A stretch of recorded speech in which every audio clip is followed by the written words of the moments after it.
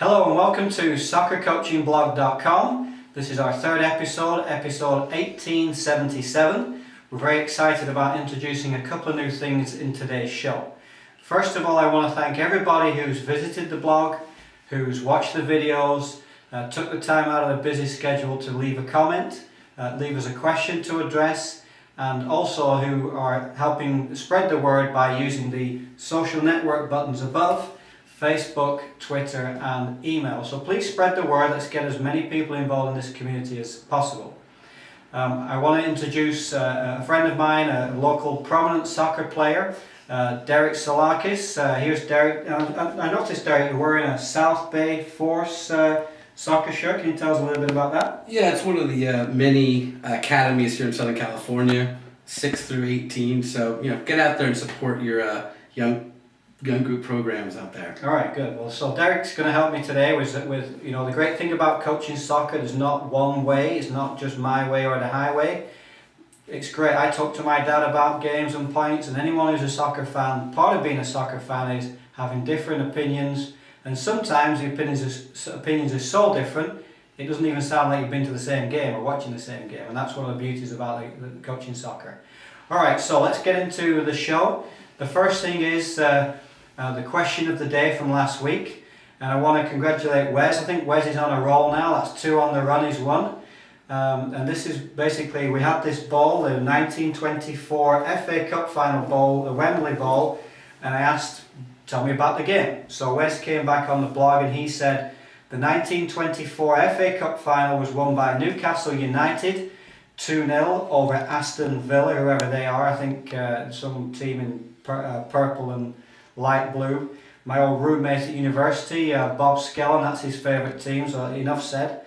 They played at Wembley, obviously, that's where the ball's from, in front of 91,695 fans. So that's the ball, Derek. Any comments on the ball? Unfortunately, it stays here. You're not getting the ball. Okay, fair enough. Good try always. All right, so the question of the day today is, we're going to analyse the Carling Cup final. We've mentioned the FA Cup final, and the question of the day is, what's the difference between the two? What's the Carling Cup? What's the FA Cup? And why are they two separate trophies? So that's today's question of the day.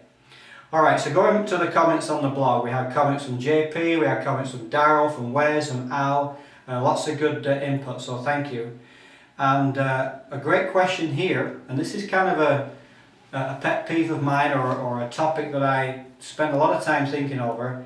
The question is, do you believe you should do the same team warm-up for each game, or should you vary it? A bit of background. When I used to watch professional games in England as a kid with my dad watching, as I got older, I would watch the warm-up and they were very simple. Guys would come out, knock a ball around, do a bit of running, stretch a little bit, real basic warm-up. And that's now developed into this big, long approach. And when I came over here to the US and started watching soccer and watching how teams warmed up, it kind of fascinated me. So now when I go and watch professional games, for example, when we watched Barcelona against LA Galaxy a couple of years ago in front of 100,000 fans at the Rose Bowl, I was as interested in the warm-up from Barcelona as opposed to the game itself. I wanted to focus. What I found from that warm-up was, it was a basic warm-up. The players came out, it was about a 20-minute warm-up, that's all it was. They knocked the ball around, did a little bit of 2-touch, 1-touch, stretched, and they did their own thing basically. It wasn't a big organised warm-up. Since I've been coaching college soccer, I've noticed the other teams, and I've kind of bought into it, where the warm-ups are very structured. They can be 45 minutes long with keep away and running and stretching and shooting and all this kind of intricate, rehearsed, choreographed warm-up, and I still don't know whether that's the right thing. I still am kind of beating myself up over that. Should it be a simple warm-up, knock the ball around, have a stretch, loosen yourself up, or should it be this in-depth thing? A friend of mine who used to be the captain of the UCLA women's team, she said their warm-up was so lengthy and so intense, they were actually tired before the game started. I'm not saying there's anything wrong with the UCLA warm-up, of course, a Division I, great school, but maybe as a coach you should review that and fine tune it so you don't beat them up too much, but you give them a chance to do their own thing as well. The question was, should you do the same warm-up every time? I think you should have the same basic structure, yes, but Derek's got some comments on that. What do you think, Derek? Well, I think as a player, if you can get comfortable doing the same thing over and over again and feel good about how you're prepared before the game, you want to do that, and you want to encourage, as a coach, your players to feel that way. I think you need to have a little bit of time that if you want to break out and do some specific drill for that game or time. But yeah, I think in general you want to have a set format. As for the time, I think a lot of that goes based on the preparation beforehand. Are they ready to go? And whatever you've worked with up to that point, continue doing it. Okay, yes. So I definitely think in some part of warm-up the players should be allowed to do their own thing. I say to the players, hey, you guys know your own body, so if you need to stretch more, great. If you want to take some more shots, that's great. So yes, you can have sessions in a warm-up where this is specific for that game. I've never really heard of that before, so that's a great question. Let's get some feedback from our community. Tell us, do you have a specific set warm-up, game in, game out? Or do you say, hey, we're preparing for a certain way against this team, we want to change the warm-up? Let us know. I was interested in that as well, and we're all here to learn from each other. So great question, great thought-provoking question, and no right or wrong answer. Okay. So what we're going to do today, we're going to try something different. We've all watched thousands of soccer games, and when I did my first coaching clinic as a student on the clinic, it kind of changed the way I looked at games from then onwards, and it kind of messed me up a little bit. I would go and watch Aberdeen FC up in Scotland, and watch them then with Jim Leighton in goals, the Scottish keeper, Alex McLeish, who's the coach of Birmingham that we're going to watch, Willie Miller next to him. So they have the Scottish keeper, the captain of Scotland, the central defender, and the Scottish stopper as well, or central defender. And I ended up watching Aberdeen games, focusing on certain aspects of the game. I didn't enjoy the game as much as a fan, because I was constantly looking what's Willie Miller doing now, what's McLeish doing, how's Leighton organising them. What we want to do, Derek and I, today is take the game from the Carling Cup final. We're not going to analyse every minute of it, we'll be here all night. Especially where we just got into it when we were trying to practice this earlier.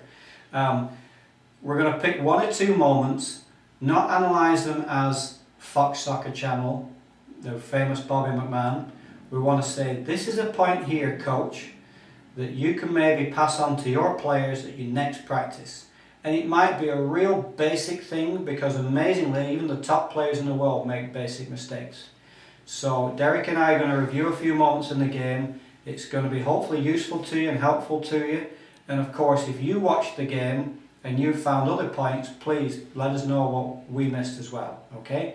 So we're going to go and watch the game now, and we should have a lot of fun with this. Okay, let's go. Okay, so the first point is here. Jack Wilshere, the young kid, good player, number 4 Bowyer from Birmingham. He's an old timer, been around many years. So he's trying to close down Wilshere, put him under pressure and get in his face. Let's see here. He tries to intimidate him a little bit. Pushing him away. Wilshere reacts. What do you think of that, Derek? As a young player, you can't take the bait. Keep your mouth shut. Keep playing your game. Okay. So now, let's see the work rate from Birmingham to win this ball. That's unnecessary right there. Let's see the work rate from Birmingham. Unbelievable. Let's see. So, boom. First thing is in defending. Close the ball down. So he's made a good run to put Song under pressure. Puts him under pressure. Continues to put him under pressure. 22's got it. This player stepping up and going in there.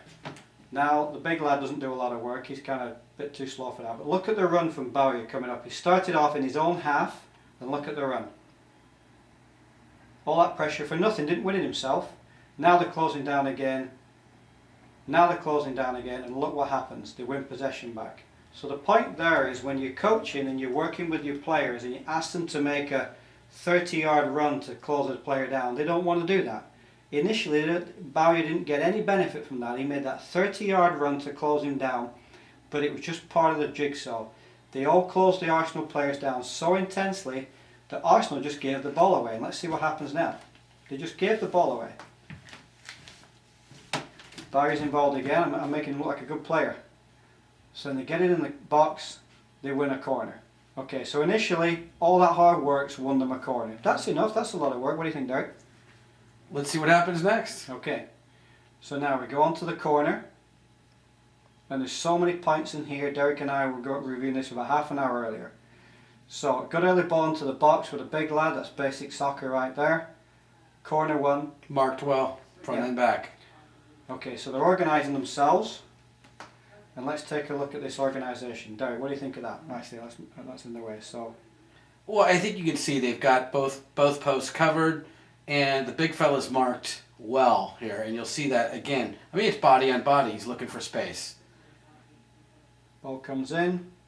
Go. All of a sudden, he's wide open. Alright, so the point is there on the attacking side of the corner. It's a common tactic and something you should think of, is put a player on the goalkeeper. Put your biggest bruiser, your player that's going to cause some trouble, on the keeper to put him off. And that's what they did at first. Let's take a look at the goal again. So he's marked in there. The keeper pushes him out. And what are your points there, Derek, with the defending of that? If you watch, pause it right here. All of a sudden, this great defense is gone. We've got two guys basically wide open in the box, including the big fella, number 19. And if you watch this, he goes from being marked to completely wide open. Okay, and then a point for the goalkeeper. The goalkeeper needs to own that 6-yard box. He cannot get beat with a header. He's got to come out and command that. He's flapping at it. So they started off, as Derek said, organise, and then the wheels fell off. And from basic soccer, you put a big guy on the keeper, causes some trouble, he gets the first goal. Now let's see what happens next.